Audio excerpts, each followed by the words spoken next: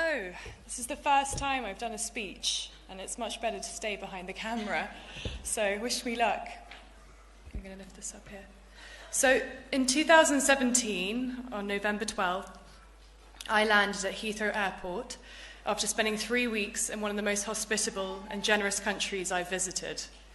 Upon arriving at immigration, I discovered airport police were waiting for me. I was guided into a private room, sat down, and looked up to see 3 officers with faces of concern. "Are you safe?" they asked me. "We were notified you'd landed from Baghdad." I had just arrived in London after walking the Arbaeen pilgrimage, the world's largest annual pilgrimage in Iraq, for the first time. Perhaps I was the only foreigner on that flight, or perhaps there was something going on I didn't know about. Either way, the sight of someone like me returning from Iraq had officers concerned for my safety. When I was invited to walk Arbaeen, it was out of the blue and only 2 weeks before the pilgrimage, but I felt compelled to say yes. I accepted for a multitude of reasons, but more than anything, I believed strongly that there was surely more to Iraq than conflict. By accepting the invitation, I was fighting against all my senses, after growing up in the UK and only seeing a war-torn Iraq in the media. I was anxious, 24 at the time, not Muslim, white middle class, from Surrey. I'd never visited the Middle East before, had not met a Muslim until I was 16, and my family's experience of the Middle East extends to Lebanese wine. I'm a photojournalist, and up to this point in 2017, I had been working for 3 years, documenting stories focusing on female empowerment, human rights, and the environment. I became increasingly aware over those years of those who profited from pandering to the fears of the general public, particularly in the West. I noticed the shades of grey, the inherent bias, and at times the blatant lies. I noticed the more I travelled and the more I questioned, the smaller the world felt, and as I moved through it, but parallel to that, how infinitely large it can be. When I started this career, I was advised by several journalists that to get attention and be successful, I would have to cover conflict in the Middle East. I was advised to invest in the very narrative that I now defiantly fight against. I accepted to walk Arbaeen as it was the most positive, peaceful story about a misunderstood religion in a country and region that had been historically reported negatively and at a time of increasing hate crime towards Muslims. I couldn't help but question how as many as 25 million pilgrims walked to Karbala over the course of 40 days in mourning for a man who died 1400 years ago, and it wasn't worthy of global attention. I also thought if this many people were walking and safe, then I would have to trust I would too. As I researched Arbaeen from home, the only story I could see was coverage from a suicide bombing in 2016, and even now, Arbaeen is almost unreported in the West. And so there I was, at Najaf Airport, with a team of Iranian and Iraqi filmmakers preparing to make a documentary on Arbaeen to capture the attention of a wider non-Muslim audience. For 3 weeks, we walked Arbaeen via the quiet pathways in Hilla, along the Euphrates River, and towards the heart of Karbala via what pilgrims fondly call the Highway of Love. I was moved by the compassion I personally encountered, and also between pilgrim to pilgrim, many of whom had flown from the US and Asia and UK. I was surprised to meet a woman who worked for HSBC in London, and she explained to me that the last thing her office workers said to her before leaving for this spiritual journey was, "Don't die." Instead, we found ourselves in Hilla, discussing the lack of independent coffee shops in London, while meandering our way through these date palm forests towards our accommodation for the night. I've been informed that if you stay in the men's mokebs, you'll experience a strong symphony of snoring. But I can tell you in the women's mokebs, you have to be prepared for toddlers poking you awake and the sound of newborn babies crying. And in my case, I had aunties offering me food, readjusting my hijab, and asking me 20 times a day if I was married. Everyone was there for the same reason, to pay respects to Imam Hussein, and yet we were all on different journeys. While I'm not Muslim, I found the message of Arbaeen at an enormously transitional point in my life, and I found many pilgrims had decided to walk Arbaeen after losing a loved one or fleeing conflict, those who had waited much of their life to be there in their 80s and 90s. And I also learned that in 2017 and 2018, more women than men walked Arbaeen.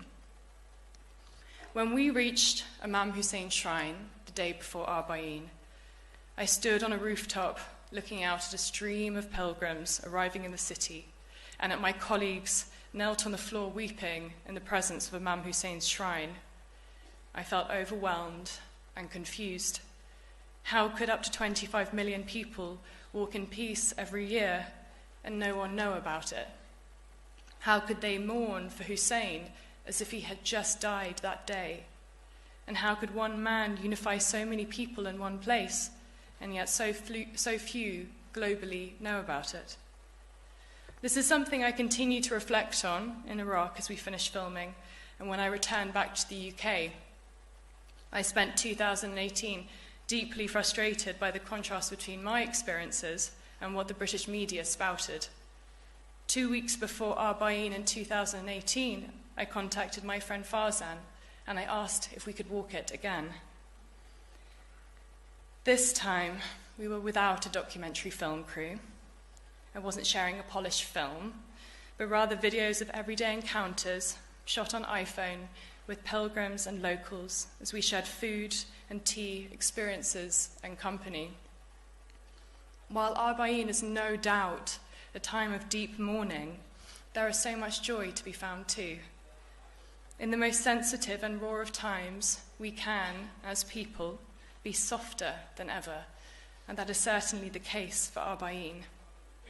Social media is a tool that's neglected, but here I'd found a space to show people how I experienced Iraq and how peaceful Islam is. It wasn't enough to tell people, I had to show them, and Instagram became that medium. On the day of Arbaeen, I was presented with a press card and invited alongside multiple local and international journalists, albeit all male, to photograph from the roof of Imam Hussein's shrine. The videos I shared subsequently went viral, which is the reason why I'm standing here today, and with that, a tide of positive and negative feedback. But what these videos confirmed was that positive, non-sensationalized news about human connection could go viral, that there was a want and a need for storytelling from the Middle East and Muslims that wasn't just conflict and terrorism.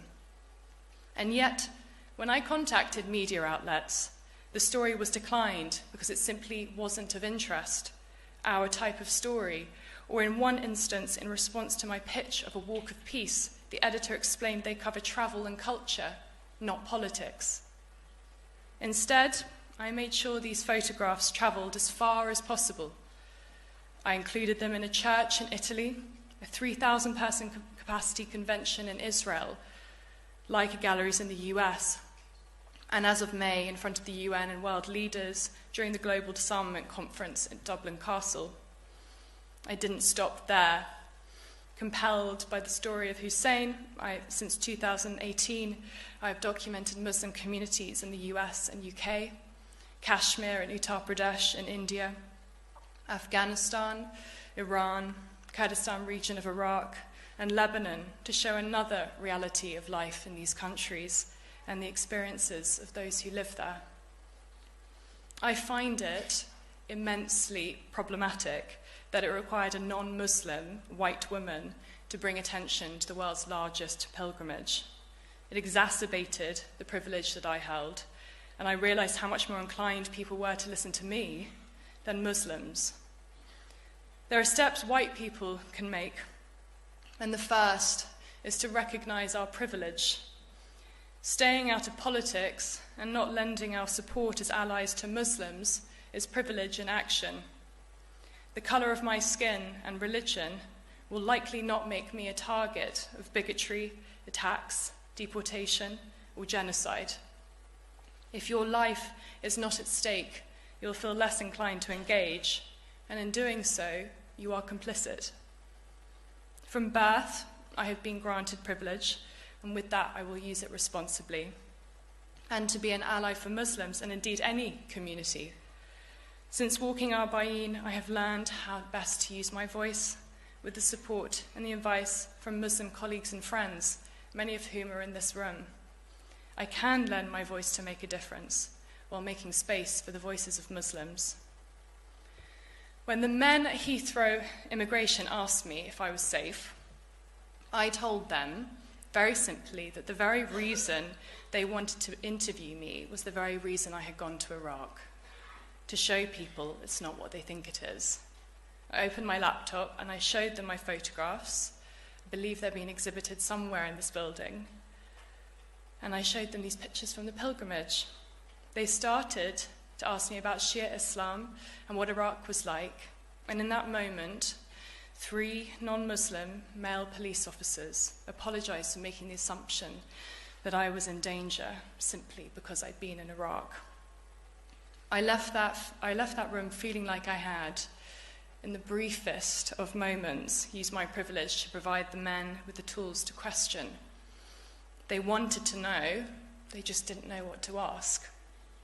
Many of us don't have the courage to ask the questions, and many of us will bypass this requirement and come to our own conclusions about people and communities. And likewise, it isn't the responsibility of Muslims to educate non-Muslims, but I'm hopeful that those with privilege, like myself, can not only support Muslims, but also encourage non-Muslims to engage in activism.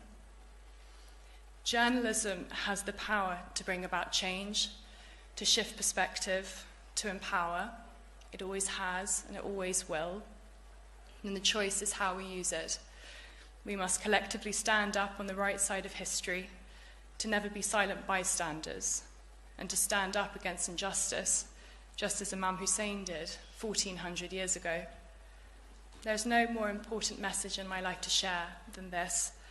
And thank you, Imam Hussein Summit, for inviting me here today.